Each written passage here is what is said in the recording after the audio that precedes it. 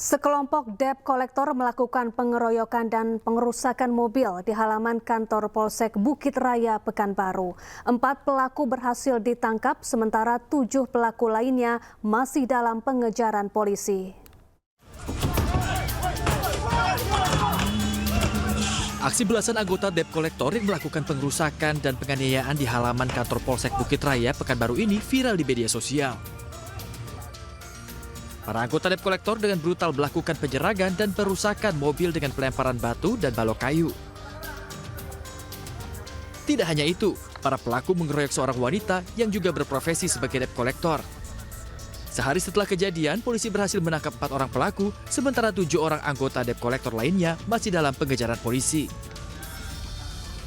Diketahui peristiwa itu dipicu dari cekcok antara debt collector. Korban yang merasa terancam melarikan mobilnya ke Polsek Bukit Raya, namun sampai di halaman Polsek, sekelompok debt collector tersebut menyerang dan merusak mobil korban. Terjadi cekcok di Buraya sesama debt collector yang saat itu ingin melakukan penarikan terhadap kendaraan. Kemudian sempat cekcok, kemudian terjadi keributan dan kemudian diselesaikan. Dari para pelaku, polisi mengamankan barang bukti yang digunakan para pelaku untuk melakukan perusakan mobil serta penganiayaan. Saat ini keempat pelaku ditahan di Polda Riau dan 7 pelaku lainnya masih dalam pengejaran polisi. Dari Pekanbaru Riau, Indra Yose Rizal, iNews melaporkan.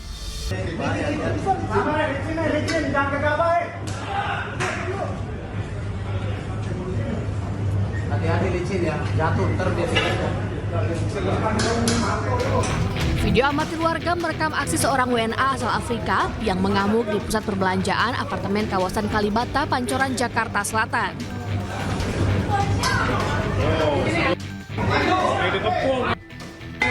Sebelum mengamuk, WNA berinisial K tersebut tengah dalam kondisi mabuk dan diduga sempat terlibat cekcok dengan istrinya. Saat mengamuk, sejumlah barang di pusat perbelanjaan dirusak pelaku.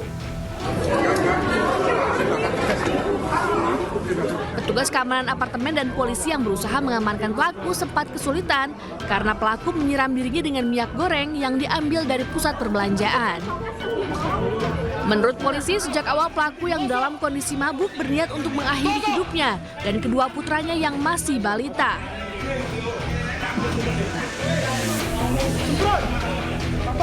Informasinya pertama bawa senjata tajam.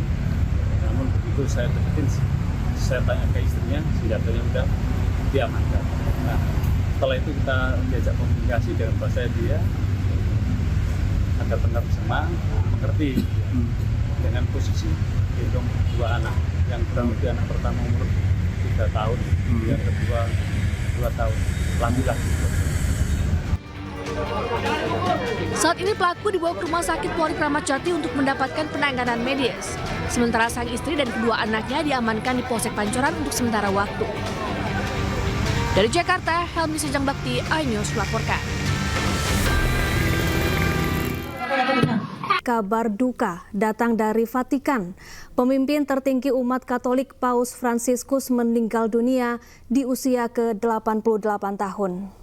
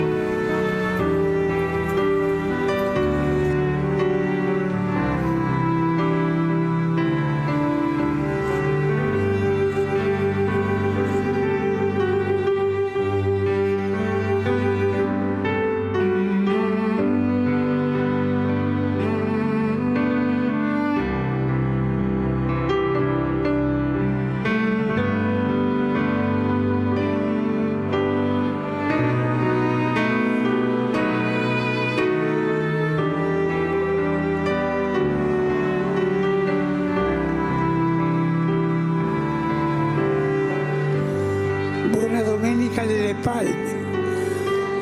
Buona settimana santa.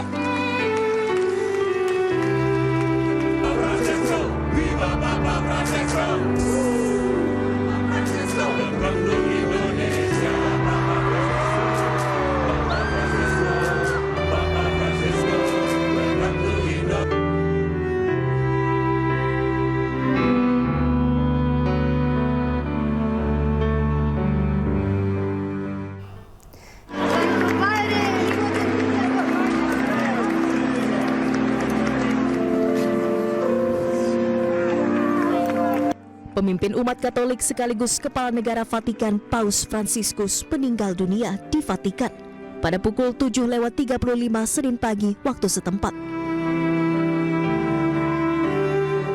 Paus Fransiskus menghembuskan nafas terakhir pada usia 88 tahun. Sebelumnya Paus sempat dirawat pada Februari 2025 lalu karena menderita penyakit pneumonia ganda.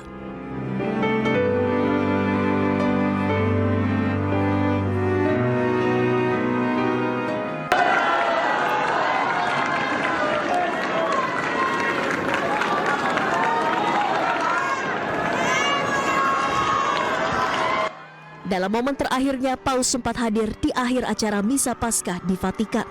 Meski tidak memimpin ibadah Misa Paskah, namun Paus hadir untuk menyapa umat Katolik dan memberikan berkat dan pesan 2 kali setahun yang dikenal sebagai Urbi et Orbi atau kepada kota dan dunia. Paus tidak memimpin Misa Paskah tahun ini dikarenakan perintah dokter yang membatasi beban kerjanya.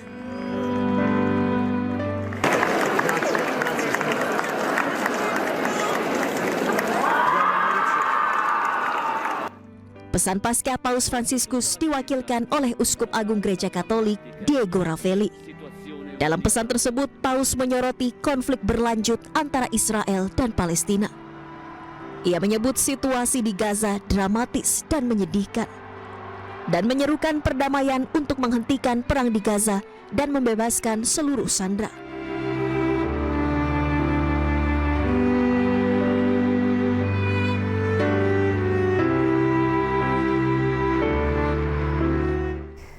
Ya pemirsa, umat Katolik dunia termasuk Indonesia berduka atas wafatnya Paus Fransiskus. Untuk mengetahui duka yang dirasakan umat Katolik Indonesia, kita sudah terhubung dengan rekan Irfan Hardiansyah dari Kantor Kedutaan Besar Vatikan dan Yasmin Atania dari Gereja Katedral Jakarta. Kita ke Irfan terlebih dahulu di depan Kantor Kedubes Vatikan. Selamat siang Irfan, bagaimana suasana duka yang dialami oleh umat Katolik yang berada di sana?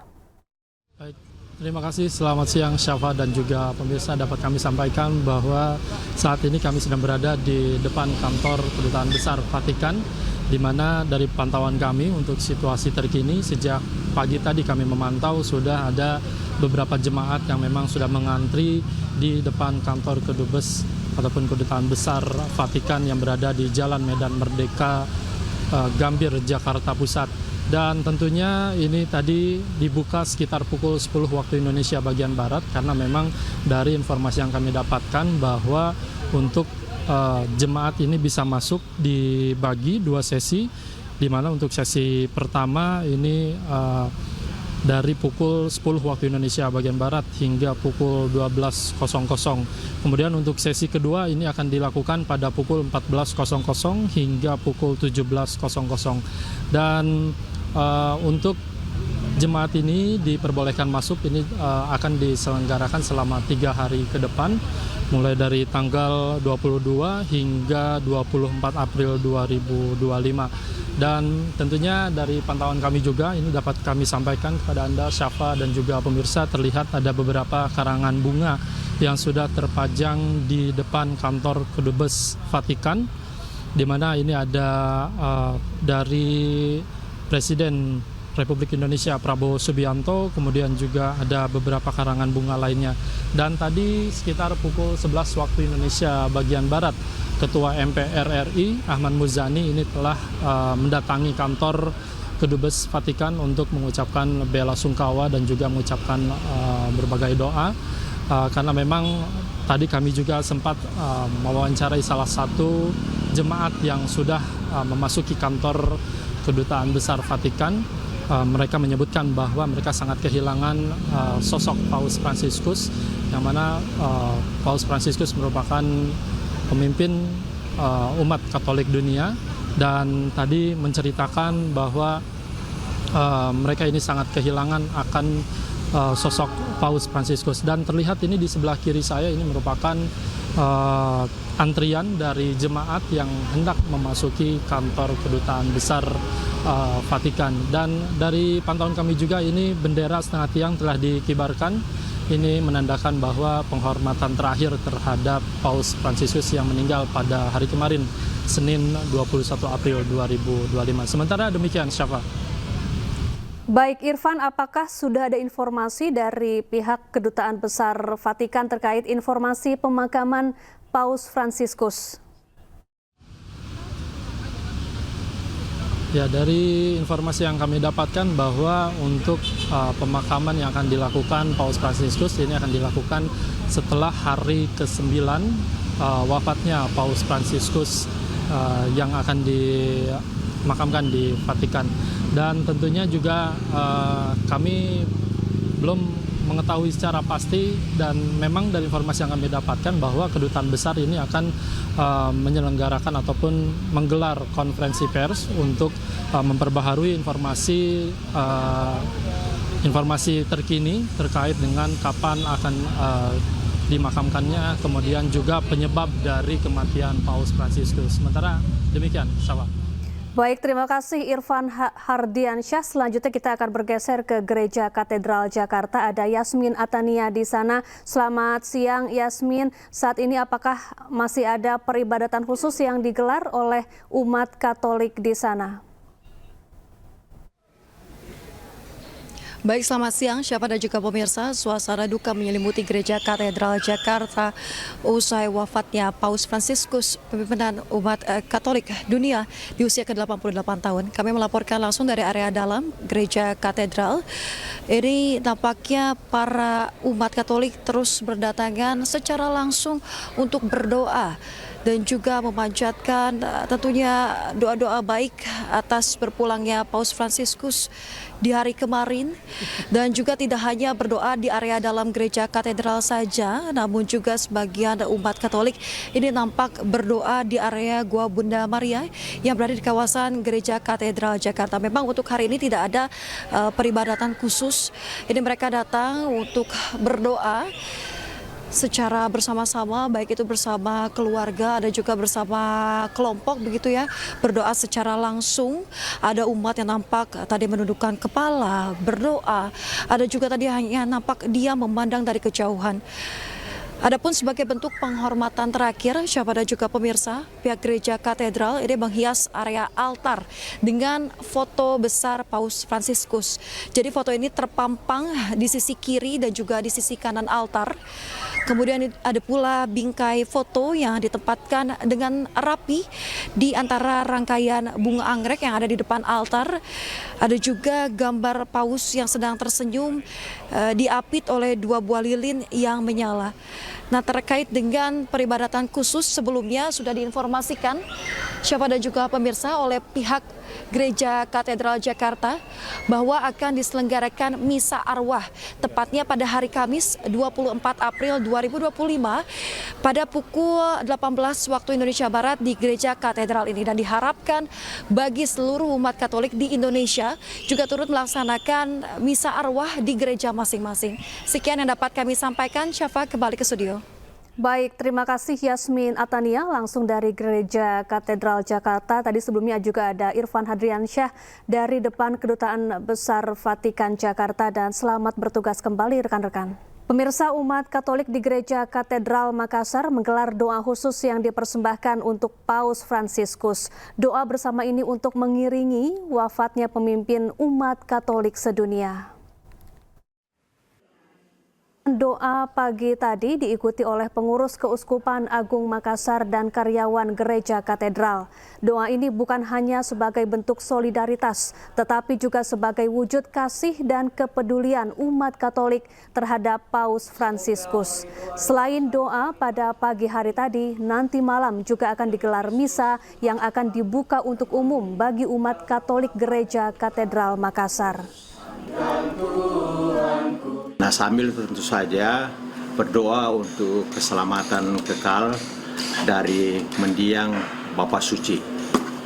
Sekaligus juga ada maksud agar warisan kemanusiaan yang ditinggalkan oleh mendiang Bapa Suci dapat dilanjutkan, dapat kita perjuangkan bersama untuk ke depan.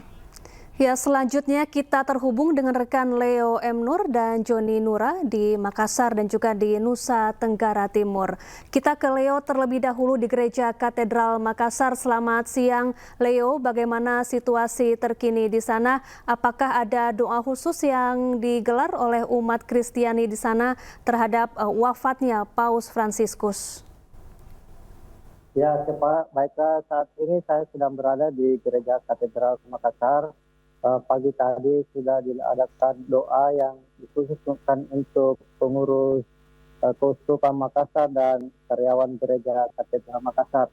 Nah, rencananya nanti malam juga akan diadakan misa untuk wafatnya Paus Fransiskus.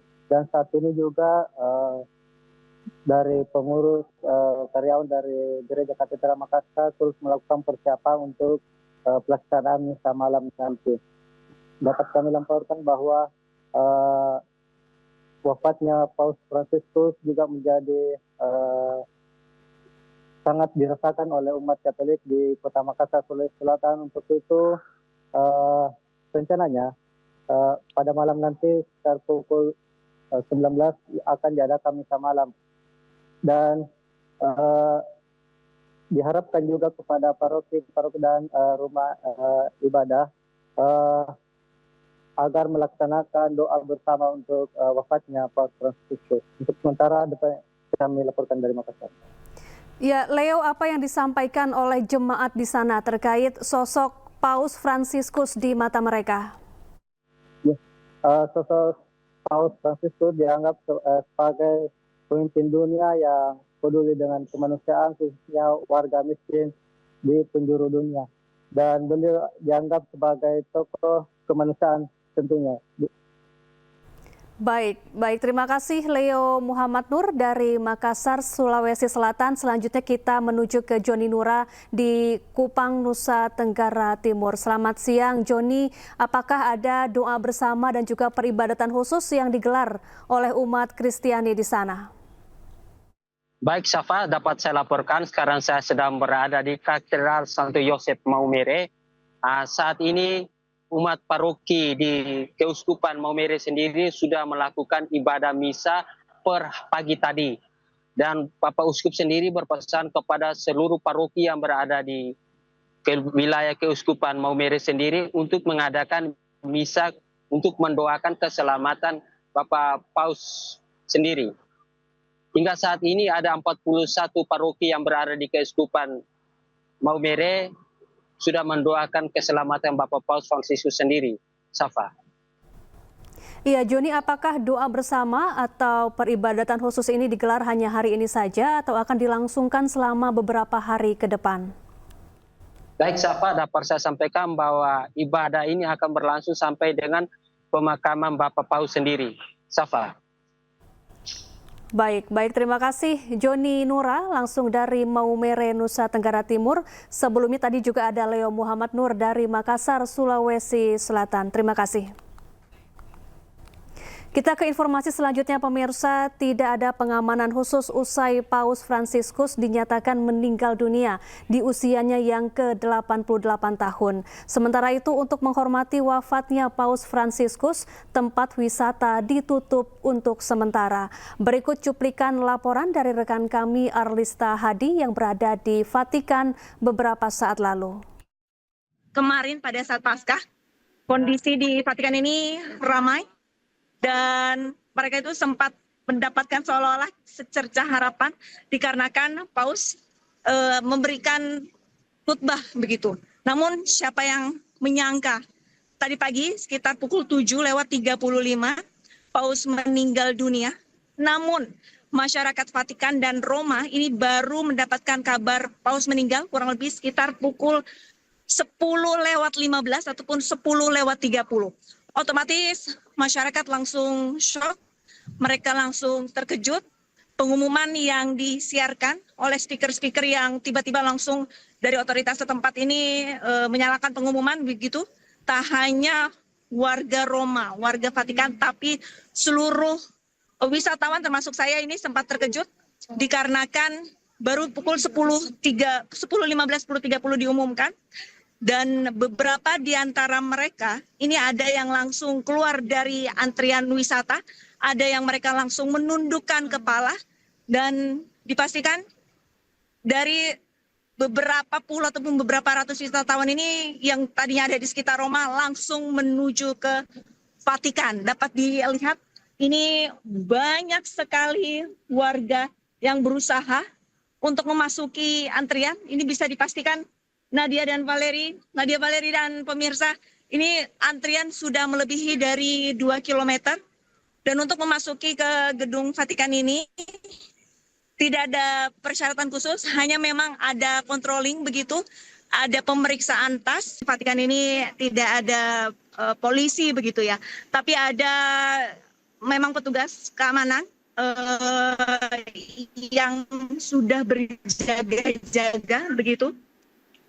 Untuk pembatasan, tidak ada pembatasan. Ini kondisinya berbeda sekali sama Paskah kemarin pada saat saya tiba di Vatikan, sangat ketat begitu. Tapi untuk hari ini, karena hari ini adalah hari kedukaan bagi masyarakat Vatikan dan Roma, tidak ada pembatasan, hanya ada beberapa petugas keamanan yang berjaga-jaga.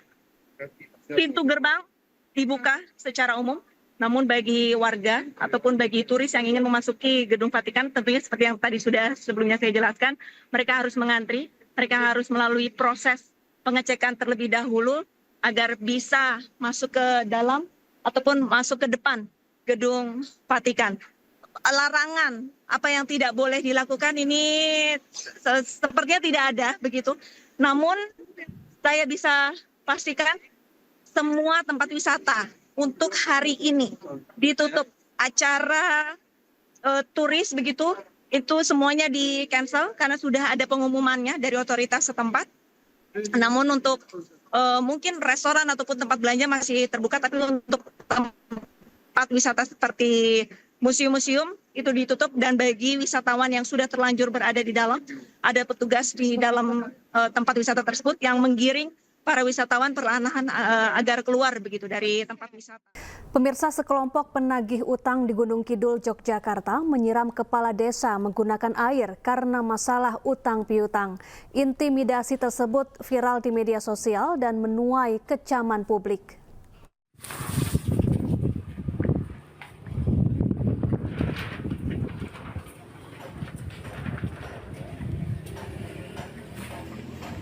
Inilah video viral saat Kepala Desa Krambil Sawit Gunung Kidul, Yogyakarta, Saptosari Sapio mendapat perlakuan tidak pantas dari sekelompok penagih hutang.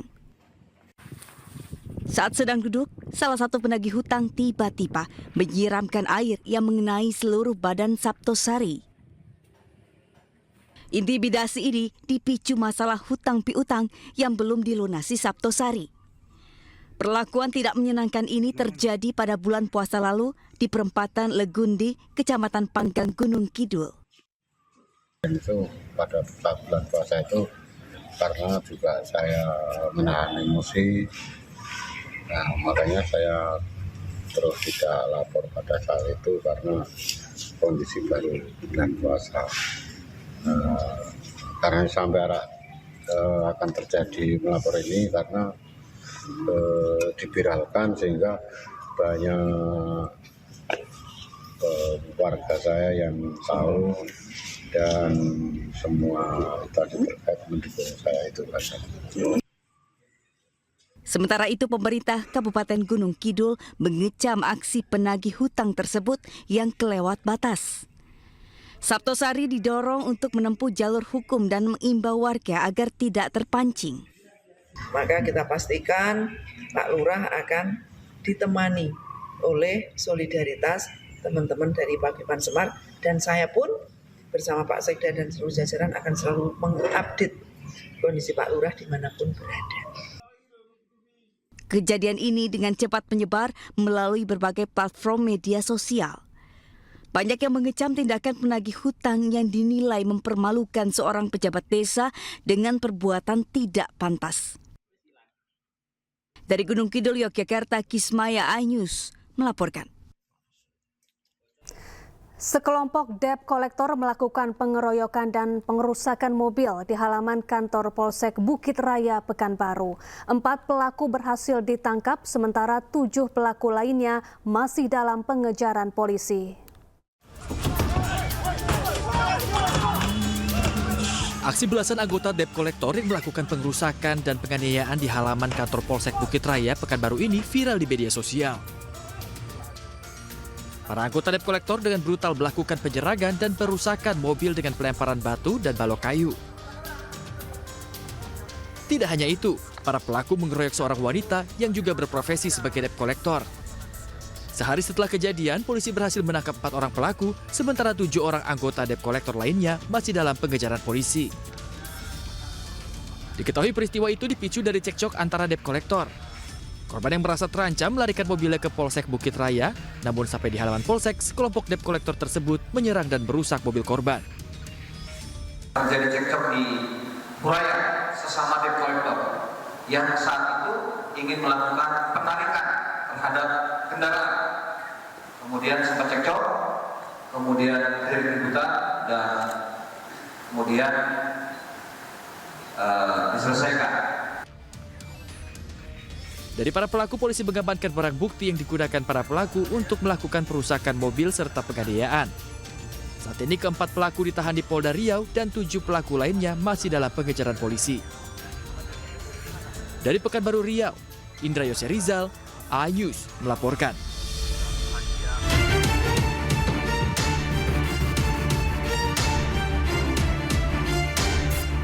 Komisi 3 DPR RI mengundang mantan pemain dan pemilik Oriental Sirkus Indonesia yang biasa tampil di Taman Safari Indonesia dalam rapat dengar pendapat Senin siang. DPR menggali dugaan eksploitasi dan pelanggaran HAM terhadap mantan pemain. DPR meminta pihak OCI dan korban duduk bersama menyelesaikan kasus ini secara kekeluargaan. Jika tidak menemui titik terang, maka DPR akan membantu mengurus kasus ini ke penegak hukum. Ini kan kasus perkara sudah 35 tahun. Kalau ngomong dalam aturan penegakan hukum, ini udah kadaluarsa. Nggak bisa ini barang. Cuman karena kan si pelapor mengharapkan ada keadilan. Baik pengelola dan para pemain mantan sirkus itu duduk sama-sama untuk mencari titik tengah apa yang diharapkan oleh si para pemain sirkus dan si pengelola. Dan akhirnya saya minta kasih waktu ke mereka 7 hari.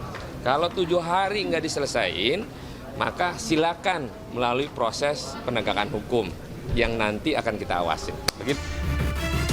Sementara itu, kuasa hukum korban mendesak pelaku eksploitasi segera diproses hukum. Apalagi sudah ada laporan ke Komnas HAM pada tahun 1997 silam. Tetapi makanya tadi kami ingin kepastian, apa jaminan kalau 1 minggu ternyata tidak ada itikat baik. Toh rekomendasi Komnas HAM tahun 97 yang katanya sudah dijalankan. Tanya, ini yang melapor, mana Vivi? Vivi yang lapor ini. Ini yang melapor ke Komnas HAM, ini yang disetrum vaginanya itu.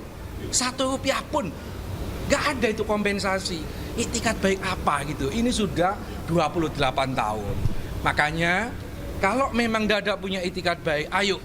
Selama ini pelanggaran HAM itu susah diadili. Kenapa? Karena pelakunya itu rata-rata instrumen negara. Tapi ini pelakunya adalah swasta. Main terapis. Sebelumnya, kisah pilu diceritakan sejumlah mantan pemain sirkus saat bertemu Wakil Menteri HAM Mugianto. Mereka mengaku kerap dianiaya, diberi kotoran hewan, dan tidak diobati saat mengalami kecelakaan kerja. Bahkan para pemain sirkus anak-anak dipisahkan dari orang tua mereka selama bertahun-tahun. Dari Jakarta, Tim Liputan iNews melaporkan. Anggota Komisi 3 DPR bertanya soal anak-anak usia dini yang dijadikan pemain sirkus dan dipisahkan dari orang tua mereka. Sementara itu, pemilik sirkus membantah tuduhan eksploitasi dan pelanggaran HAM. Kami ingin bertanya, niat awalnya apa Pak? Kok kenapa harus mengambil anak-anak usia dini untuk dijadikan pemain sirkus? Dan apakah memang tadi kan sudah disinggung juga masalah ada kontrak juga yang katanya sempat disiarkan bahwa para korban ini mau disekolahkan. Nah, bagaimana tentang kejelasan kontrak tersebut? Apakah memang dari niat awalnya memang benar-benar tidak mau menyekolahkan tetapi hanya untuk menjadikan pemain sirkus atau bagaimana? Saya ingin mendengar itu. Jawab sana, tolong Bapak, mungkin kan itu diserahkan ke orang tua saya. Nah, kan saya juga nggak tahu, kan saya masih kecil juga di sirkus sama-sama mereka semuanya, dan bedanya nggak berapa. Dan diserahkan sana, perjanjian apa kita tidak tahu juga. Tapi kan sudah, ya Mbak Pengetua, maaf ya, mereka sudah diterusurkan ke tempat-tempat mereka punya, mana kan dari panti asuhan, dari mana semua mereka sudah kenal, mereka datang ke rumah, ini semuanya. Menitip semuanya. Satu, menaikkan Ida, Pak. Untuk Ida mengalami suatu yaitu tuduhannya kepada kami atau melantarkan saudara Ida ini, memang Ida mengalami kecelakaan kerja. Yaitu saya tidak bisa mengungkapkan itu betul kejadian bahwa yang namanya sirkus memang penuh resiko. Saya sendiri juga sakit juga Pak, pinggang. Saya tapi tidak main terapis Pak. Saya mainnya adalah main akrobat Pak. Nah itu semua tentu ada kedisiplinan untuk standarnya. Kedisiplinan untuk kepada semua segala-galanya. Namun kami memiliki bukti waktu jatuh langsung pakai pesawat Garuda, yaitu tiketnya ada, nanti bisa dilakukan juga. Dibawa tanggal itu juga masuk ke rumah sakit Sumber Waras, dioperasi dengan dokter yang ini ada juga buktinya, dan juga dirawat. Dan itu Bapak Ibu anggota Dewan yang terhormat, yaitu satu operasi pada zaman itu. Pemirsa, polisi menangkap 5 anggota ormas pelaku pembakaran 3 mobil polisi di Depok, Jawa Barat. Polisi menegaskan negara tidak boleh kalah oleh aksi premanisme berkedok ormas.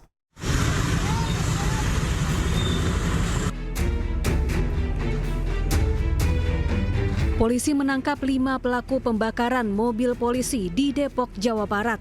4 diantaranya merupakan pengurus Ormas Gerakan Rakyat Indonesia Bersatu.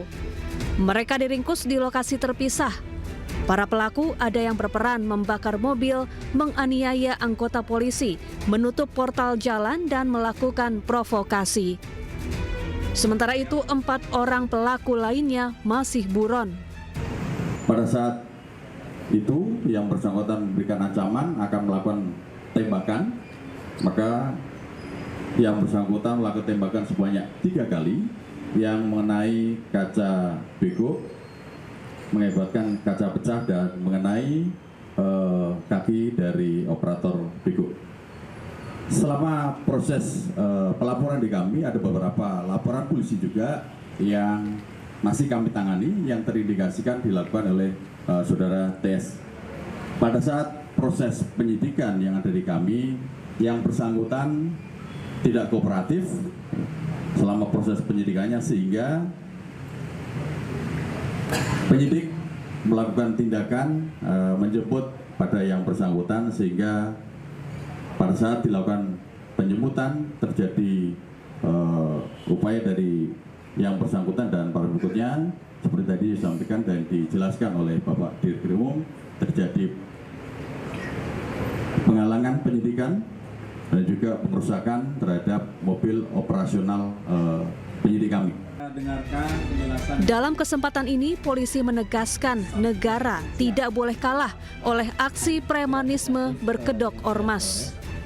Kami dari jajaran Polda Metro Jaya berkomitmen bahwa negara tidak boleh kalah dengan aksi premanisme, termasuk premanisme yang memakai kedok ormas.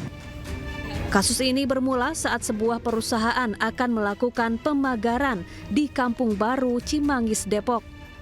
Pelaku TS dan anggotanya lalu menghalangi upaya pemagaran dengan mengancam dan mengintimidasi para pekerja. Polisi kemudian menangkap pelaku atas tuduhan penganiayaan dan kepemilikan senjata api. Namun pelaku dan rekan-rekannya melawan. Bahkan salah satu anggota polisi terluka akibat dikeroyok. Hingga kemudian massa membakar 3 mobil polisi. Dari Jakarta dan Depok, Jawa Barat, tim liputan iNews melaporkan.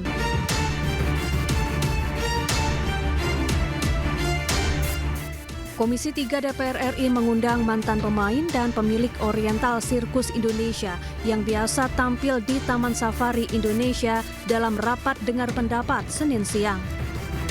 DPR menggali dugaan eksploitasi dan pelanggaran HAM terhadap mantan pemain. DPR meminta pihak OCI dan korban duduk bersama menyelesaikan kasus ini secara kekeluargaan. Jika tidak menemui titik terang, maka DPR akan membantu mengurus kasus ini ke penegak hukum. Ini kan kasus perkara sudah 35 tahun. Kalau ngomong dalam aturan penegakan hukum, ini udah kadaluarsa. Nggak bisa ini barang. Cuman karena kan si pelapor mengharapkan ada keadilan. Baik pengelola dan para pemain mantan sirkus itu duduk sama-sama untuk mencari titik tengah apa yang diharapkan oleh si para pemain sirkus dan si pengelola. Dan akhirnya saya minta kasih waktu ke mereka 7 hari. Kalau 7 hari nggak diselesain, maka silakan melalui proses penegakan hukum yang nanti akan kita awasin. Begitu. Sementara itu, kuasa hukum korban mendesak pelaku eksploitasi segera diproses hukum. Apalagi sudah ada laporan ke Komnas HAM pada tahun 1997 silam. Tetapi makanya tadi kami ingin kepastian, apa jaminan kalau 1 minggu ternyata tidak ada itikat baik. Toh rekomendasi Komnas HAM tahun 97 yang katanya sudah dijalankan. Tanya, ini yang melapor, mana Vivi yang lapor ini. Ini yang melapor ke Komnas HAM, ini yang disetrum vaginanya itu. 1 rupiah pun nggak ada itu kompensasi. Itikat baik apa gitu. Ini sudah 28 tahun. Makanya kalau memang tidak punya itikat baik, ayo. Selama ini pelanggaran HAM itu susah diadili. Kenapa? Karena pelakunya itu rata-rata instrumen negara. Tapi ini pelakunya adalah swasta. Main terapis. Sebelumnya, kisah pilu diceritakan sejumlah mantan pemain sirkus saat bertemu Wakil Menteri HAM Mugianto. Mereka mengaku kerap dianiaya, diberi kotoran hewan, dan tidak diobati saat mengalami kecelakaan kerja. Bahkan para pemain sirkus anak-anak dipisahkan dari orang tua mereka selama bertahun-tahun. Dari Jakarta, tim liputan iNews melaporkan. Anggota Komisi 3 DPR bertanya soal anak-anak usia dini yang dijadikan pemain sirkus dan dipisahkan dari orang tua mereka. Sementara itu pemilik sirkus membantah tuduhan eksploitasi dan pelanggaran HAM. Kami ingin bertanya, niat awalnya apa Pak? Kok kenapa harus mengambil anak-anak usia dini untuk dijadikan pemain sirkus? Dan apakah memang tadi kan sudah disinggung juga masalah ada kontrak juga yang katanya sempat disiarkan bahwa para korban ini mau disekolahkan. Nah, bagaimana tentang kejelasan kontrak tersebut? Apakah memang dari niat awalnya memang benar-benar tidak mau menyekolahkan tetapi hanya untuk menjadikan pemain sirkus atau bagaimana? Saya ingin mendengar itu. Dijawab sana, tolong Bapak mungkin. Kan itu diserahkan ke orang tua saya. Nah kan saya juga nggak tahu, kan saya masih kecil juga di sirkus sama-sama mereka semuanya. Dan bedanya nggak berapa. Dan diserahkan sana, perjanjian apa kita tidak tahu juga. Tapi kan sudah, ya Bapak maaf ya, mereka sudah diterusurkan ke tempat-tempat mereka punya, mana kan dari panti asuhan, dari mana semua. Mereka sudah kenal, mereka datang ke rumah, ini semuanya, menitip semuanya. Satu, menaikkan Ida Pak. Untuk Ida, mengalami suatu, yaitu tuduhannya kepada kami, atau melantarkan saudara Ida ini, memang Ida mengalami kecelakaan kerja, yaitu saya tidak bisa mengungkapkan itu betul kejadian, bahwa yang namanya sirkus memang penuh resiko. Saya sendiri juga sakit juga Pak, pinggang. Saya tapi tidak main terapis Pak, saya mainnya adalah main akrobat Pak. Nah itu tentu ada kedisiplinan untuk standarnya, kedisiplinan untuk kepada semua segala-galanya. Namun kami memiliki bukti waktu jatuh langsung pakai pesawat Garuda, yaitu tiketnya ada, nanti bisa dilakukan juga, dibawa tanggal itu juga masuk ke rumah sakit Sumber Waras, dioperasi dengan dokter yang ini ada juga buktinya, dan juga dirawat, dan itu Bapak Ibu anggota Dewan yang terhormat, yaitu satu operasi pada zaman itu. Seorang sopir diamuk massa usai merekam seorang wisatawan yang tengah mandi di kamar mandi di kawasan Pantai Drini, Gunung Kidul, Yogyakarta. Pelaku merekam aksinya melalui ponsel dengan memanfaatkan lubang di bawah saluran pembuangan air.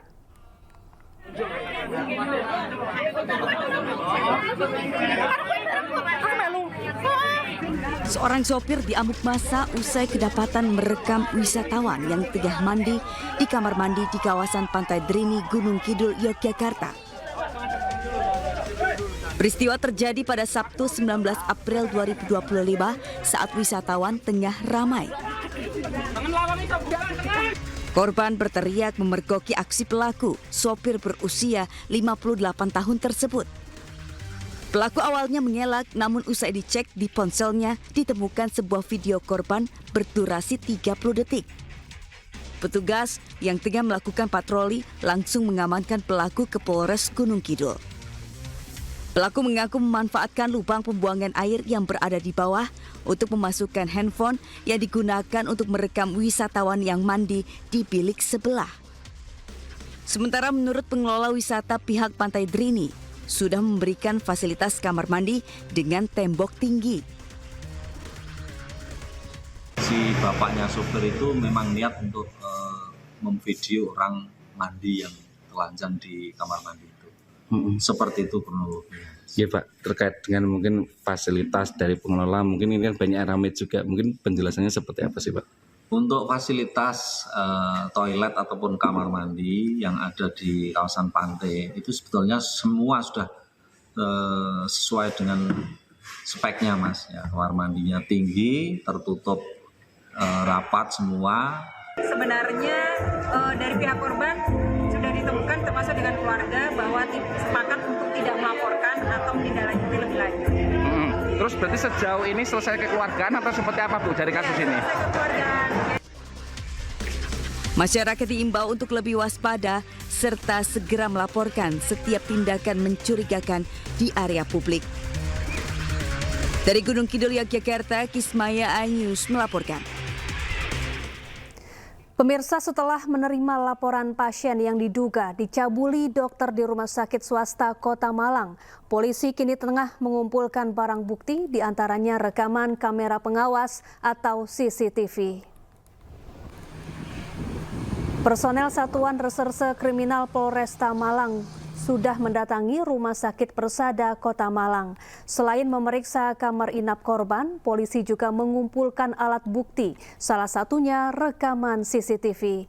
Kini polisi masih mendalami dan akan segera memanggil Dr. AY jika sudah selesai memeriksa keterangan para saksi. Karena dugaan pelecehan seksual terjadi pada tahun 2022, maka analisa rekaman CCTV sedang dilakukan. Kejadiannya pada tahun 2022. Nah, namun kita berusaha mungkin mengumpulkan barang bukti yang ada di TKP. Pak, untuk penjadwalan pemanggilan Dr. AY ini kapan, Pak?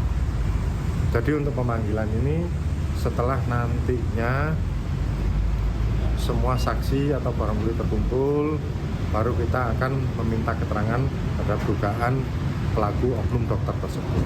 Jadi untuk kapan, hanya menunggu hasil keterangan atau penyelidikan lebih lanjut yang dilaksanakan oleh Satreskrim Polresta Malang. Pak, berarti CCTV tahun 2022 masih ada, Pak, file-filenya, Pak? Nah, ini masih dipelajari, Mbak ya. Masih dipelajari dulu. Kita nggak mau gegabah semuanya, karena ini CCTV itu juga kita akan minta keterangan dari Pemerintah Kabupaten Garut akan memberikan pendampingan bagi korban pelecehan seksual oleh oknum dokter kandungan. Kasus pelecehan seksual yang dilakukan oleh oknum dokter atau dokter kandungan berinisial MSF hingga saat ini, polisi baru menerima 2 laporan warga yang menjadi korban. Pemkab Garut telah berkoordinasi dengan Ikatan Dokter Indonesia Garut dan membentuk tim untuk menangani korban untuk pemulihan trauma. Bupati Garut Abdusi Syakur Amin menyatakan kedepannya akan melakukan pencegahan di berbagai lingkungan pendidikan. Sebelumnya kasus pelecehan seksual ini mencuat setelah beredarnya video CCTV yang memperlihatkan oknum dokter MFS yang memeriksa kandungan seorang pasien berbuat tidak pantas. Ya, itu kan kemarin kita minta PPA ya, badan yang kita KBSPA ya, untuk fokus itu dan menangani memberikan pendekatan, maksudnya juga mendatangkan psikiater untuk pemulihan healing ya, karena juga begitu juga ada trauma di luar mereka. Nah, ini kita akan intens ke beberapa warga yang sudah. Ya, untuk mengetahui bagaimana perkembangan kasus ini, kita sudah terhubung dengan Kasat Reskrim Polres Garut, AKP Joko Prihatin. Selamat siang, Pak Joko, apa kabar? Selamat siang, Mbak. Alhamdulillah baik, Mbak. Baik, Pak Joko, kabarnya polisi akan melakukan pemeriksaan psikologis terhadap pelaku. Apakah sudah dilakukan, Pak? Ya Mbak, ini bisa saya jelaskan bahwa untuk pemeriksaan kejiwaan dari pelaku kita sudah laksanakan, yaitu kemarin di RSUD, dan kita menunggu hasilnya Mbak. Jadi kita sudah lakukan pemeriksaan psikologis terhadap pelaku ini. Baik, kapan kira-kira hasil pemeriksaan psikologis pelaku akan keluar hasilnya, Pak Joko?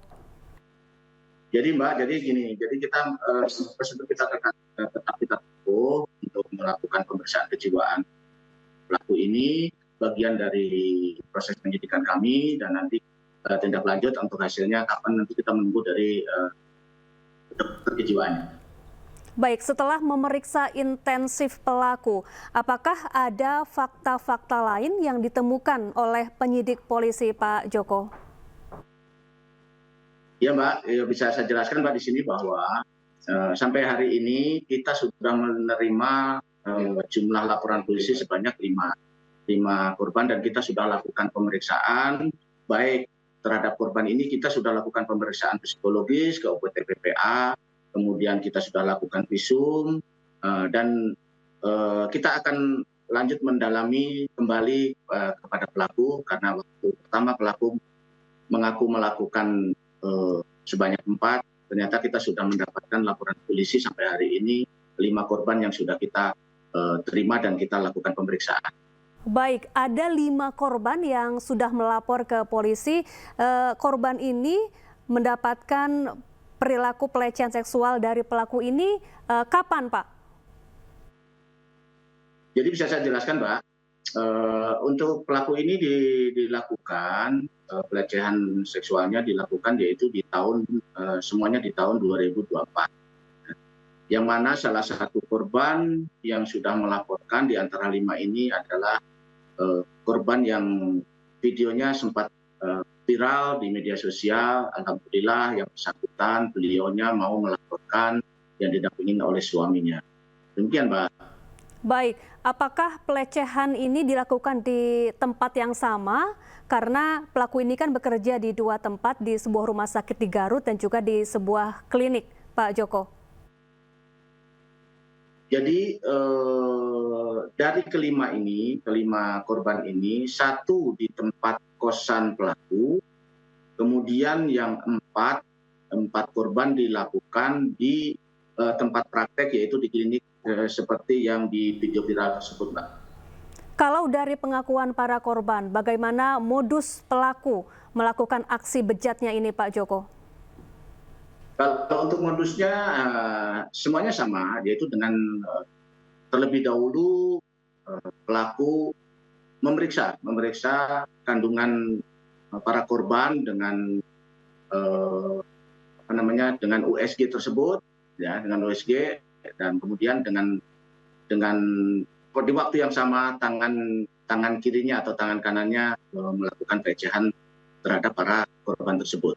Jadi modusnya yaitu dengan pertama melakukan pemeriksaan USG terhadap kandungan para korban. Demikian, Mbak. Baik Pak Joko, jadi saat pemeriksaan kandungan ini di dalam ruangan pemeriksaan betul-betul hanya ada pelaku dan korban saja ya Pak Joko, tidak ada orang lain di sana, suster ataupun keluarga korban yang mendampingi pemeriksaan?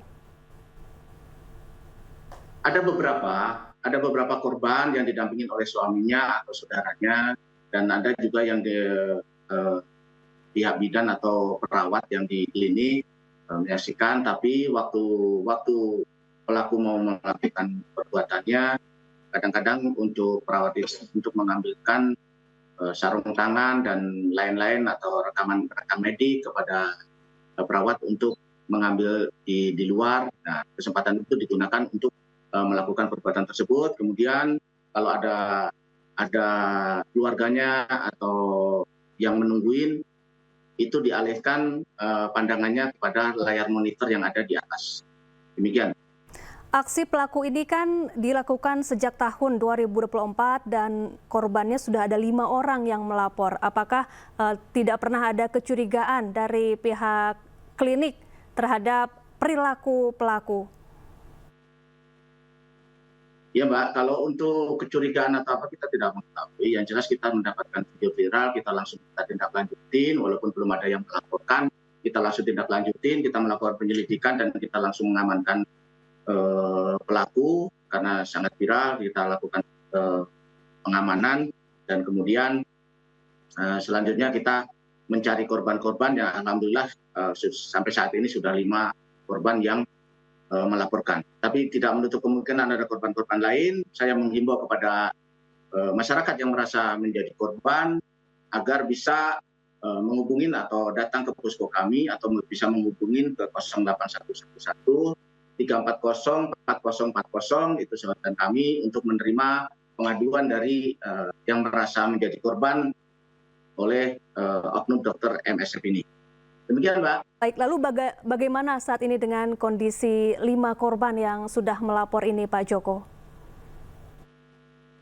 Kelima korban ini masih kita sudah melakukan koordinasi dengan UPT PPA untuk melakukan dari dinas juga untuk melakukan ataupun pendampingan terhadap pendampingan psikologis terhadap para korban tersebut. Baik, terima kasih AKP Joko Prihatin, Kasat Reskrim Polres Garut telah bergabung bersama kami di iNews Siang. Seorang oknum dokter PPDS yang merekam seorang mahasiswi kedokteran di sebuah kamar indekos di kawasan Jakarta Pusat dijerat Undang-Undang Pornografi dengan ancaman hukuman 12 tahun penjara. Tersangka mengaku merekam menggunakan ponselnya untuk dikonsumsi pribadi.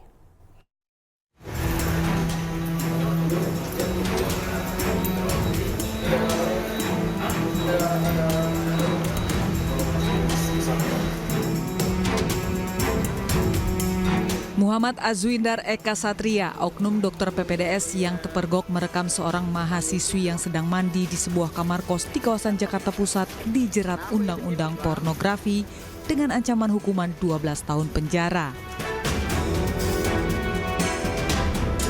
Ekspresi wajahnya tampak lesu menahan malu saat dibawa petugas unit kriminal khusus Polres Metro Jakarta Pusat Senin pagi. Polisi telah memeriksa pelaku dan 4 orang saksi, termasuk korban. Pelaku mengaku sengaja mengintip melalui ventilasi udara kamar mandi korban dan kemudian merekamnya hanya untuk konsumsi pribadi. Hasil dari pemeriksaan terhadap pelaku, mengaku iseng karena mendengar seseorang yang sedang mandi, sehingga pelaku berniat untuk melakukan merekam terhadap korban yang sedang mandi. Terkait dengan video yang telah dibuat, itu hanya untuk keterangan dari pelaku hanya untuk konsumsi sendiri, tidak untuk dijual ataupun disebarkan ke orang lain.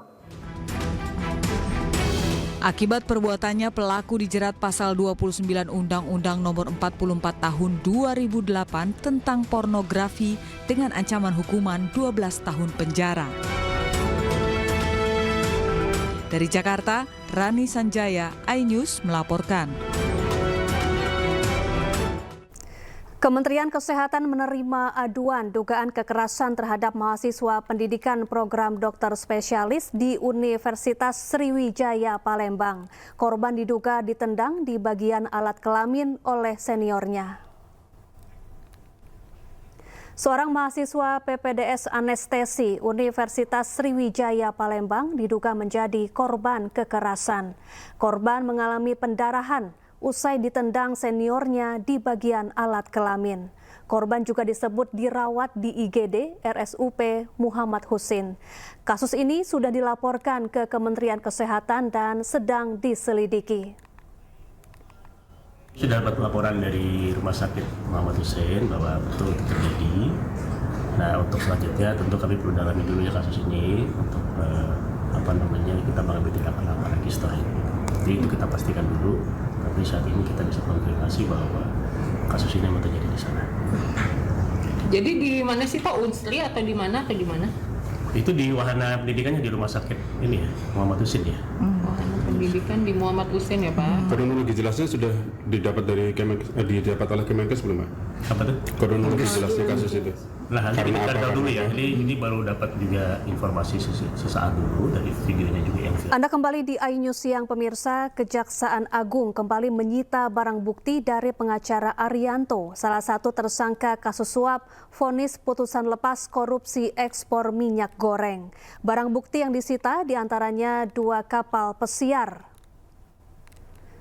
Selain 2 kapal pesiar, Kejaksaan Agung juga menyita 3 unit mobil mewah dari tersangka Arianto. 3 mobil sitaan ini di kantor Kejaksaan Agung Jakarta, sementara 2 kapal pesiar disimpan di lokasi terpisah. Sebelumnya, Kejagung juga sudah menyita barang bukti lain berupa mobil mewah, motor, dan sepeda dengan harga fantastis. Selain Arianto, Kejagung juga telah menetapkan 7 orang tersangka lain, di mana 4 diantaranya merupakan Hakim Pengadilan Negeri Jakarta Pusat dan Jakarta Selatan.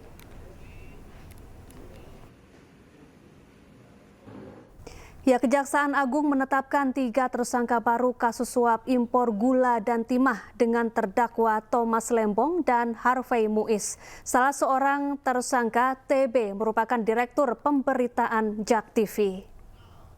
Penyidik pada Jaksa Agung Muda Tindak Pidana Khusus Kejaksaan Republik Indonesia mendapatkan alat bukti yang cukup untuk menetapkan 3 orang tersangka. Yang pertama, tersangka MS.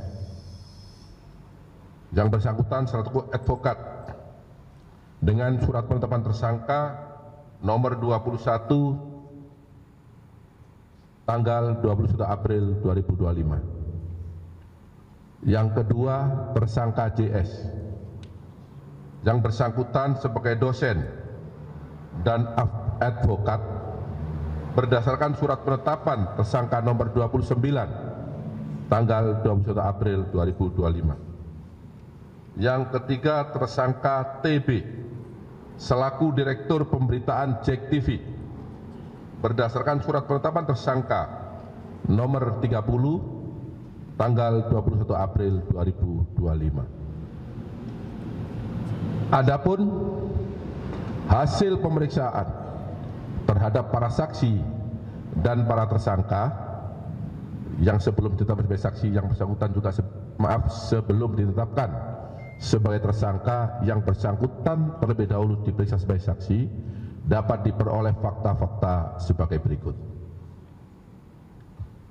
Terdapat permufakatan jahat yang dilakukan oleh MS, JS bersama-sama dengan TB selaku Direktur Pemberitaan JEK TV untuk mencegah, merintangi atau menggagalkan secara langsung atau tidak langsung dalam penanganan perkara tindak pidana korupsi tata niaga komoditas timah di wilayah IUP di PT Pertamina Tbk dan tindak pidana korupsi dalam kegiatan importasi gula atas nama tersangka Tom Lembong, baik dalam penyidikan, penuntutan maupun pemeriksaan di pengadilan. Sementara berlangsung yang saat ini prosesnya sedang berlangsung di pengadilan dengan biaya sebesar dengan biaya Rp478.500.000 yang dibayarkan oleh tersangka MS dan tersangka JS kepada TB yang dilakukan dengan cara-cara sebagai berikut. Tersangka MS dan tersangka JS mengorder tersangka TB untuk membuat berita-berita negatif dan konten-konten negatif yang menyudutkan kejaksaan terkait dengan penanganan perkara akuo, baik ketika di penyidikan, penuntutan maupun di persidangan, dan tersangka TB mempublikasikannya di media sosial, media online, dan JEK TV News sehingga kejaksaan dinilai negatif dan telah merugikan hak-hak para tersangka atau terdakwa yang ditangani oleh tersangka MS dan tersangka JS selaku penasihat hukum tersangka atau terdakwa. Ya, kasus impor gula menjerat mantan Menteri Perdagangan Thomas Lembong. Tom Lembong diduga menerbitkan surat persetujuan izin impor dan memperkaya 9 pihak swasta. Sementara kasus korupsi timah menjerat Crazy Rich Helena Lim dan suami artis Sandra Dewi. Para tersangka terbukti merugikan keuangan negara senilai 300 triliun rupiah.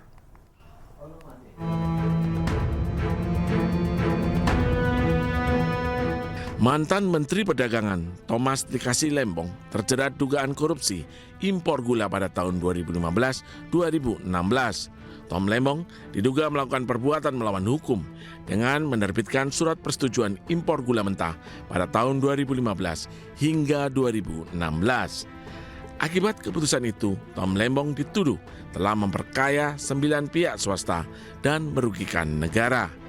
Total kerugian negara yang diakibatkan atas kasus ini adalah 578 miliar rupiah. Sidang kasus yang menjerat Tom Lembong masih bergulir. Terakhir, jaksa penuntut umum membawa 8 orang saksi ke pengadilan tipikor untuk memperkuat bukti-bukti.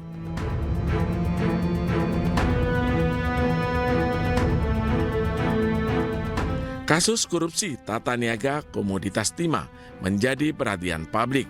Selain nilai korupsi fantastik sebesar 300 triliun rupiah, nama-nama publik figur ikut terseret dalam kasus ini. Kejagung telah menetapkan 22 tersangka, termasuk diantaranya Crazy Rich Helena Lim dan salah satu suami artis Sandra Dewi, Harvey Muiz. Sempat divonis ringan, Harvey Muiz akhirnya mendapat vonis hukuman 20 tahun penjara. Harvey juga dihukum membayar denda 1 miliar rupiah, subsidiar 8 bulan penjara, serta uang pengganti sebesar 420 miliar rupiah.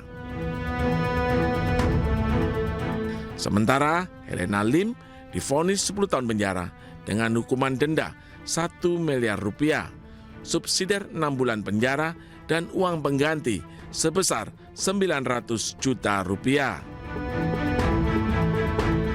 Tim Liputan iNews melaporkan.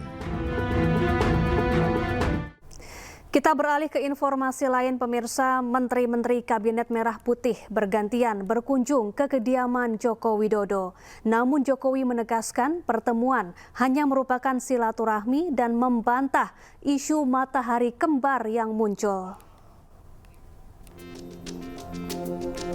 Meski tak lagi menjabat, Presiden ke-7 Republik Indonesia Joko Widodo masih dikelilingi sejumlah pejabat di pemerintahan Prabowo Gibran. Bertajuk silaturahmi, sederet menteri berdatangan ke rumah Jokowi di Solo, Jawa Tengah.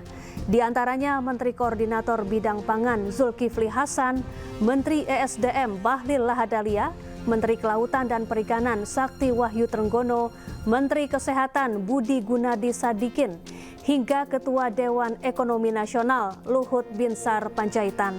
Eksistensi pengaruh Jokowi terungkap setelah sejumlah menteri masih menganggap Jokowi sebagai pemimpin.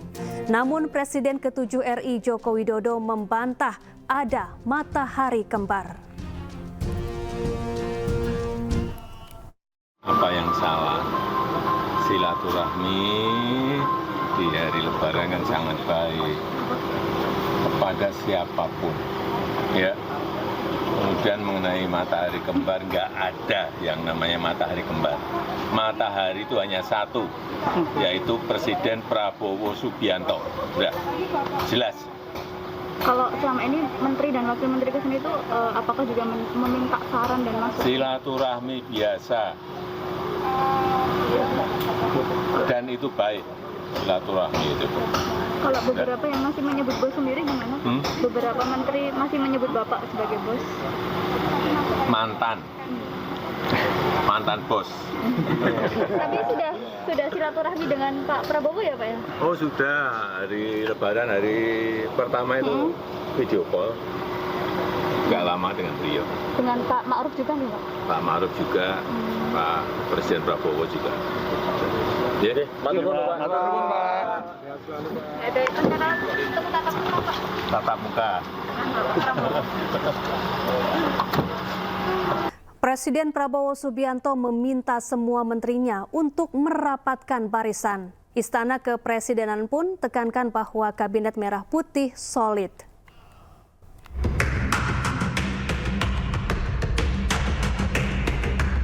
Presiden Prabowo Subianto memberikan arahan kepada menteri-menterinya untuk merapatkan barisan. Menteri Sekretaris Negara Prasetyo Hadi tegaskan jajaran Kabinet Merah Putih solid. Oh enggak, itu kan biasa saja, itu umum aja gitu. Sebagai sebuah tim, Bapak Presiden kan selalu menganalogikan Kabinet Merah Putih kita ini sebagai sebuah tim, ya memang kita harus terus merapatkan barisan. Jadi maknanya merapatkan barisan itu tidak selalu sedang ada sesuatu gitu. Tapi itu untuk menjaga semangat itu. Nggak ada kerenggangan. Solid. Semua sedang bekerja keras di bidangnya masing-masing, dengan tugasnya masing-masing, dengan dinamika permasalahan di masing-masing, baik Kemenko maupun kementerian. Pesan rapatkan barisan disampaikan Presiden Prabowo saat menghubungi Menko Bidang Pemberdayaan Masyarakat Muhaimin Iskandar saat acara Halal Bihalal. Tadi Pak Presiden juga menelpon saya menyampaikan selamat halal bihalal hari ini dan meminta kepada sesama menteri untuk terus merapatkan barisan. Dalam acara halal bihalal hadir sejumlah Menteri Kabinet Merah Putih, diantaranya Menteri Sosial Saifullah Yusuf, Menteri Lingkungan Hidup Hanif Faisal Nurofik, dan Menteri Dalam Negeri Tito Karnavian. Tim Liputan, iNews melaporkan.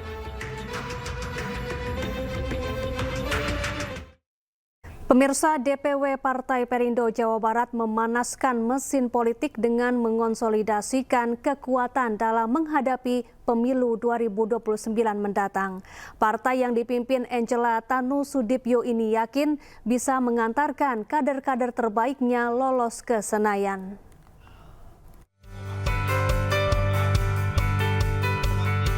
Partai Perindo siap menyongsong pemilu 2029 lebih awal dengan mengkonsolidasikan para kader terbaiknya. Kali ini seluruh pengurus DPW dan DPD se-Jawa Barat hadir dalam acara konsolidasi pemenangan pemilu Partai Perindo yang digelar di Kota Bandung.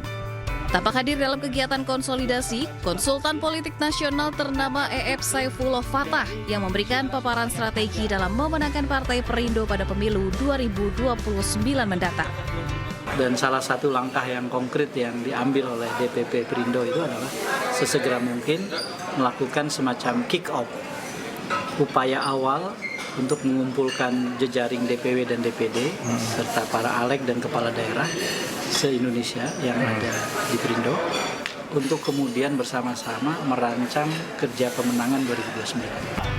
Momen konsolidasi ini juga menjadi target untuk memperkuat kepengurusan Partai Perindo dari tingkat DPW, DPD, hingga tingkat DPC.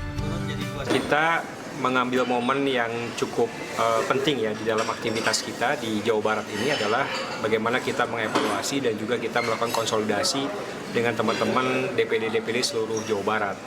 Jadi DPP, DPW, dan DPD bersinergi untuk melakukan konsolidasi aktivitas pemenangan seperti itu.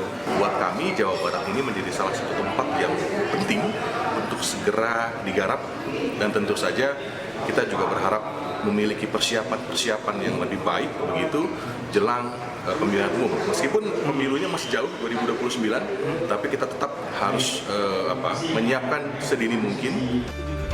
Meskipun pemilu masih jauh, Partai Perindo tengah mempersiapkan diri sedini mungkin untuk memperkuat soliditas barisan para kadernya di Jawa Barat demi meraih kemenangan di pemilu mendatang.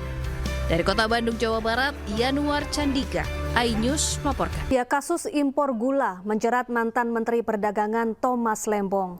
Tom Lembong diduga menerbitkan surat persetujuan izin impor dan memperkaya 9 pihak swasta. Sementara kasus korupsi timah menjerat Crazy Rich Helena Lim dan suami artis Sandra Dewi. Para tersangka terbukti merugikan keuangan negara senilai 300 triliun rupiah.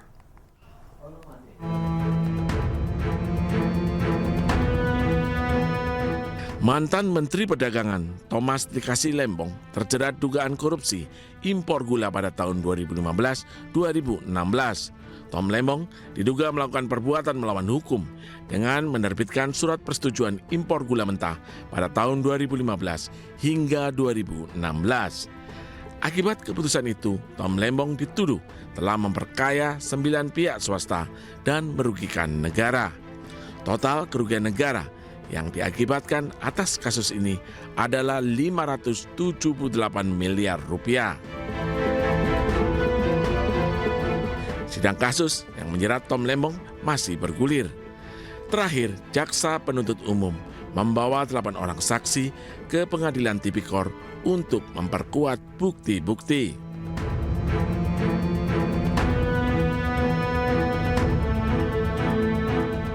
Kasus korupsi tata niaga komoditas timah menjadi perhatian publik. Selain nilai korupsi fantastik sebesar 300 triliun rupiah, nama-nama publik figur ikut terseret dalam kasus ini. Kejagung telah menetapkan 22 tersangka, termasuk diantaranya Crazy Rich Helena Lim dan salah satu suami artis Sandra Dewi, Harvey Muiz. Sempat divonis ringan, Harvey Muiz akhirnya mendapat vonis hukuman 20 tahun penjara. Harvey juga dihukum membayar denda 1 miliar rupiah. subsidiar 8 bulan penjara, serta uang pengganti sebesar 420 miliar rupiah.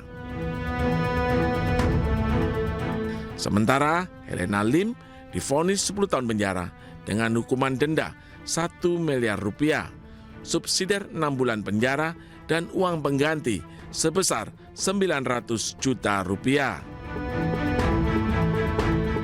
Tim Liputan iNews melaporkan. Kita beralih ke informasi lain, pemirsa. Menteri-menteri Kabinet Merah Putih bergantian berkunjung ke kediaman Joko Widodo. Namun Jokowi menegaskan pertemuan hanya merupakan silaturahmi dan membantah isu matahari kembar yang muncul. Meski tak lagi menjabat, Presiden ke-7 Republik Indonesia Joko Widodo masih dikelilingi sejumlah pejabat di pemerintahan Prabowo Gibran. Bertajuk silaturahmi, sederet menteri berdatangan ke rumah Jokowi di Solo, Jawa Tengah. Di antaranya Menteri Koordinator Bidang Pangan Zulkifli Hasan, Menteri ESDM Bahlil Lahadalia, Menteri Kelautan dan Perikanan Sakti Wahyu Trenggono, Menteri Kesehatan Budi Gunadi Sadikin, hingga Ketua Dewan Ekonomi Nasional Luhut Binsar Panjaitan. Eksistensi pengaruh Jokowi terungkap setelah sejumlah menteri masih menganggap Jokowi sebagai pemimpin. Namun Presiden ke-7 RI Joko Widodo membantah ada matahari kembar. Apa yang salah? Silaturahmi di hari Lebaran kan sangat baik kepada siapapun, ya. Kemudian mengenai matahari kembar, nggak ada yang namanya matahari kembar. Matahari itu hanya satu, yaitu Presiden Prabowo Subianto. Sudah jelas. Kalau selama ini menteri dan wakil menteri kesini itu apakah juga meminta saran dan masukan? Silaturahmi biasa. Dan itu baik, silaturahmi itu. Kalau beberapa yang masih menyebut bos sendiri gimana? Beberapa menteri masih menyebut Bapak sebagai bos. Mantan bos. Tapi sudah silaturahmi dengan Pak Prabowo ya Pak ya? Oh sudah, hari Lebaran hari pertama itu video call. Gak lama dengan beliau. Dengan Pak Ma'ruf juga nih Pak? Pak Ma'ruf juga, Pak Presiden Prabowo juga. Ya deh, matur nuwun Pak. Ada rencana ketemu tatap muka Pak? Tatap muka. Kasus penahanan ijazah oleh sebuah perusahaan yang bergerak di bidang niaga di Surabaya terus bergulir. Salah satu pekerja yang ijazahnya ditahan melaporkan perusahaan tersebut ke Mapolda Jawa Timur.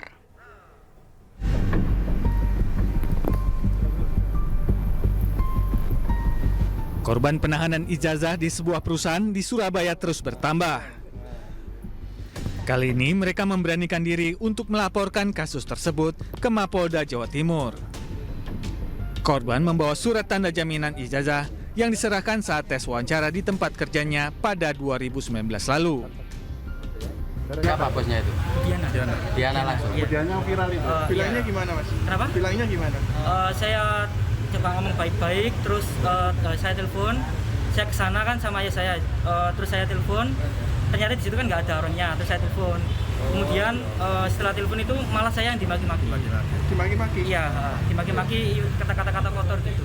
Jadi nggak memberikan, terus saya tanya masalahnya apa, nggak dijawab, tambah kayak memaki-maki saya. Yang kita laporkan di sini atas nama Vero dan kawan-kawan, karena yang menerima ijazah dan SKCK penerima di situ adalah si Vero dan kawan-kawan. Karena kita sebut ada kawan-kawan karena yang bertanda tangan Vero, yang ada ditulis di bawah itu namanya bukan Vero, ada Deki. Pasalnya apa itu? Kita cantumkan di sini pasal 372 penggelapan. Kita mau ambil ijazah kawan-kawan yang tertahan, Dek. Oke, tapi saya nggak ada hak untuk menjawab ya, saya serahkan ke Bu Diana. Ini ngawur. Tapi ada nggak ijazah? Ini polisi loh, saya negara loh, saya bisa memaksa loh. Enggak, negara ini sifatnya memaksa. Saya kok dibentak-bentak sih? Bukan, Anda bohong tadi. Enggak, Pak. Pak, saya jadi takut loh. Kok takut di banyak orang, emang sih preman semua isinya. Aneh. Kok ini nyerah ke sini? Ini ke sini gimana sih? Orang kita cuma minta pulangin ijazahnya, Bu. Nggak minta apa-apa, nggak minta duit. Sebelumnya 17 April lalu Wakil Menteri Tenaga Kerja Immanuel Ebenezer dan Wakil Wali Kota Surabaya mendatangi sebuah perusahaan di kawasan Pegunungan, Margomulyo, Surabaya, Jawa Timur. Perusahaan ini didatangi lantaran adanya laporan penahanan ijazah 31 karyawannya. Namun saat didatangi pemilik perusahaan membantah menahan ijazah karyawannya. Jujur sangat tersinggung ya dalam kejadian ini. Itu siapa yang ditahan ijazahnya? Saya nggak nahan. Siapa yang nahan? Saya nggak nahan. Benar Ibu nggak nahan? Enggak. Kalau seandainya kita panggil orang lainnya ditahan gimana? Boleh. Boleh orang mau fitnah saya, boleh. Oh, ini nggak fitnah. Sebelumnya perusahaan ini diperiksa lantaran mantan karyawannya melapor ijazahnya ditahan. Mereka juga mengaku tidak diperbolehkan pulang selama 3 hari. Tim Liputan Anyus melaporkan. Puluhan siswa di Cianjur, Jawa Barat alami keracunan massal diduga setelah menyantap hidangan makanan bergizi gratis yang dibagikan. Para korban pun harus menjalani perawatan intensif di Rumah Sakit Umum Daerah Cianjur.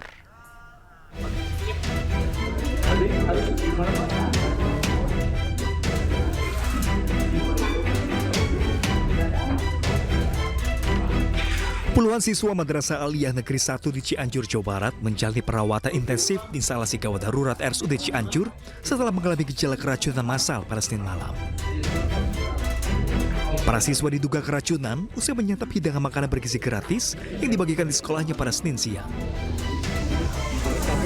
Rata-rata gejala yang dialami para siswa diantaranya mual, pusing, muntah hingga diare. Sebanyak 20 lebih siswa yang jalani perawatan intensif, 1 diantaranya merupakan siswa sekolah menengah pertama. Ini kondisi setelah dirawat nih seperti apa sih ya? Membaik sekarang tadi udah terus dikasih obat. Yang gejala yang kerasnya pusing, muntah-muntah nggak? Pasca kejadian, Bupati Cianjur melakukan pemantauan dan Satuan Pelayanan Pemenuhan Gizi mengambil sampel sisa makanan untuk dilakukan uji laboratorium. Ya, saat ini kan kita masih dalam pengecekan dulu ya. Kita lakukan pendalaman, termasuk juga kita harus objektif melihat dari hasil-hasil dan kita akan sesuai dengan hasil lab nanti. Hingga saat ini, jumlah korban keracunan yang diduga akibat dari makanan bergizi gratis tersisa sebanyak 12 orang dan sisanya sudah diperbolehkan pulang. Dari Cianjur, Jawa Barat, Muhammad Andi Isyam, iNews melaporkan. Badan Penyelenggara Jaminan Produk Halal dan BPOM mengumumkan produk pangan mengandung unsur babi. Dari 9 produk, 7 diantaranya telah memiliki sertifikat halal.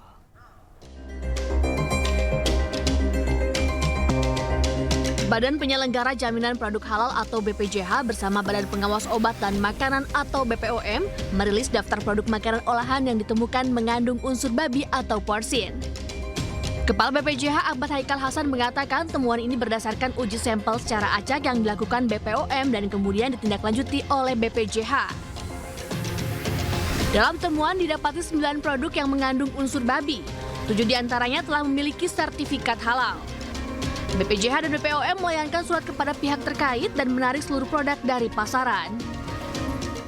Terhadap produk yang tidak bersertifikat halal, BPOM memberikan sanksi berupa peringatan instruksi kepada pelaku usaha untuk menarik produk dari peredaran berdasarkan Undang-Undang Nomor 18 Tahun 2012 tentang pangan dan PP Nomor 69 Tahun 99 tentang label dan iklan pangan. Kami juga sudah berkoordinasi dengan Komdigi dan kementerian-kementerian terkait serta asosiasi e-commerce untuk menghentikan penayangan produk-produk yang dimaksud. Produk-produk yang mengandung unsur porsin tersebut rata-rata aneka camilan yang kerap ditemui di pasaran. Masyarakat juga diimbau untuk selalu teliti dalam memilih produk dan mengonsumsi makanan serta produk obat-obatan yang beredar di pasaran. Tim Liputan iNews melaporkan. Direktur Jenderal Imigrasi Kerajaan Arab Saudi kunjungan kerja ke Indonesia jelang musim haji 2025. Arab Saudi akan berkoordinasi dengan Kementerian Agama Republik Indonesia terkait kesiapan dan pemberangkatan jemaah calon haji pada awal Mei mendatang. Dengan menggunakan jet pribadi, Saleh Saad Al-Mirba, Direktur Jenderal Imigrasi Kerajaan Arab Saudi tiba di Terminal VIP Bandara Internasional Soekarno-Hatta, Tangerang, Banten, Selasa dini hari. Kedatangannya disambut pihak Kedutaan Besar Arab Saudi untuk Indonesia dan juga perwakilan Kementerian Agama Republik Indonesia.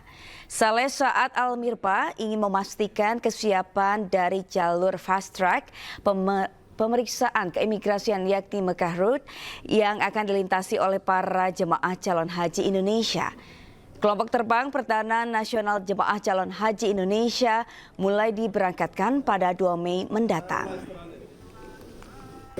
قدومنا اليوم لإندونيسيا استمرارا لمبادرة طريق مكة وأيضا الجهود التي تبذلها حكومة مولاي خادم الحرمين الشريفين ولي عهده الأمين الأمير محمد بن سلمان في خدمة الحجاج في كل الدول الإسلامية. لا شك أن إندونيسيا من أكبر هذه الدول الإسلامية ولا شك أن الحجاج الإندونيسيين يحظون باهتمام كبير جدا من المملكة العربية السعودية والمسؤولين عن الحج بشكل عام. اليوم احنا فقط زيارتنا لإندونيسيا للتأكيد على الجاهزية والتأكيد على جميع المواقع التشغيلية في إندونيسيا إن شاء الله تعمل بشكل جيد وأيضا للاستماع لبعض مطالبات وطلبات واحتياجات Jelang keberangkatan jemaah haji, petugas penyelenggara haji Indonesia melakukan serangkaian simulasi penanganan jemaah haji. Simulasi dilakukan Asrama Haji Pondok Gede Jakarta Timur mulai dari penyambutan hingga pelayanan jemaah selama berada di Tanah Suci. Salah satu yang menjadi perhatian pada simulasi ini adalah pelayanan jemaah saat puncak haji, yakni ketika jemaah berada di Arafah, Musdalifah, dan Mina, termasuk skema safari wukuf bagi jemaah yang berhalangan. Tahun ini Kemenak menyiapkan lebih dari 2.000 petugas PPIH untuk melayani keperluan jemaah haji selama berada di Tanah Suci. Rencananya petugas haji akan diberangkatkan mulai 28 April mendatang. Informasi lainnya pemirsa, kabar bahagia datang dari pasangan suami istri di Kabupaten Serdang Bedagai, Sumatera Utara.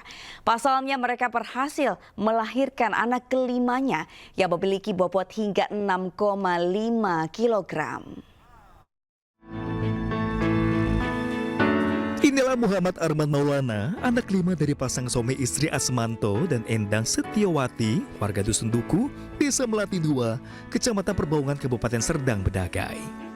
Bayi dengan bobot tak biasa ini lahir melalui persalinan sesar di Rumah Sakit Melati Perbaungan. Bayi berjenis kelamin laki-laki ini diketahui memiliki berat badan 6.500 gram atau 6,5 kilogram serta panjang badan 50 cm. Selama proses kehamilan, sang ibu tidak pernah lakukan pemeriksaan USG. USG dilakukan saat usia kandungan sudah memasuki 9 bulan atau jelang lahiran. Nah, yang kelima. Kemudian lahir, berat badannya berapa, Kak? Ini, 6,5 kilo. Belum Badannya tahu. besar.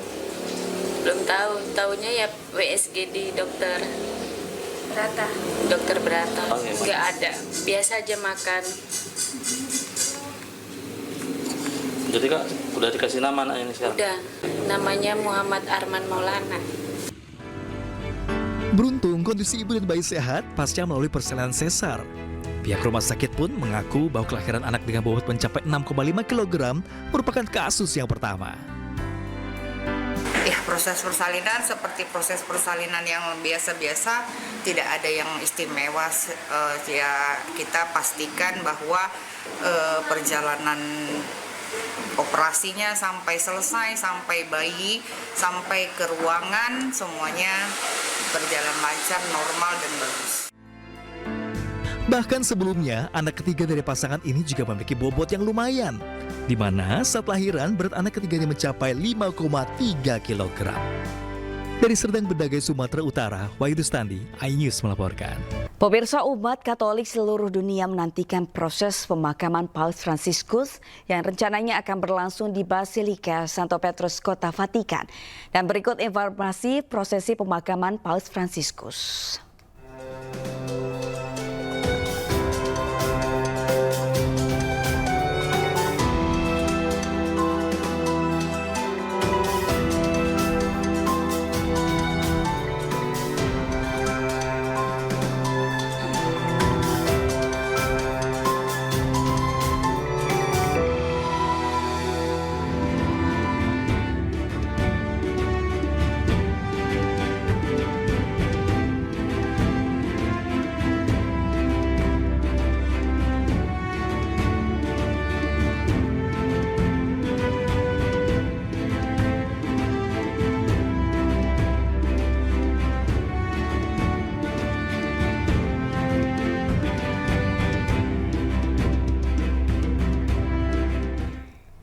Presiden Prabowo Subianto berduka atas wafatnya pemimpin tertinggi Gereja Katolik sekaligus Kepala Negara Vatikan Paus Fransiskus. Menurut Prabowo, dunia kini kehilangan sosok panutan perdamaian dan persaudaraan. Bismillahirrahmanirrahim. Assalamualaikum warahmatullahi wabarakatuh. Shalom Salve. Om Swastiastu. Namo Buddhaya. Salam kebajikan. Saudara-saudara sebangsa dan setanah air, dengan rasa duka yang mendalam, saya menerima kabar mangkatnya Sri Paus Fransiskus. Dunia kembali kehilangan sosok panutan yang memiliki komitmen besar terhadap perdamaian, kemanusiaan, dan persaudaraan. Kunjungan Sri Paus Fransiskus ke Jakarta tahun lalu telah memberi kesan yang mendalam, tidak hanya di kalangan umat Katolik, namun di hati seluruh rakyat Indonesia.